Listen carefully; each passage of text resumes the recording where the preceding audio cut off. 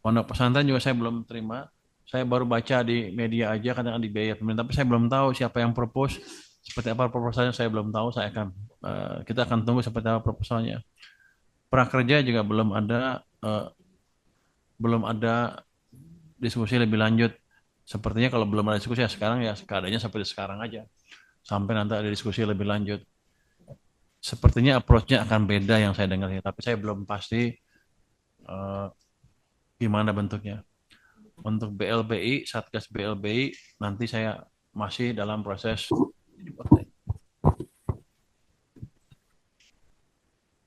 Jika nanti saya lihat seperti apa ininya, tapi saya sih ngelihatnya kelamaan, hasilnya nggak banyak-banyak amat, cuman bikin. Download Tribun X sekarang. Menghadirkan lokal menjadi Indonesia.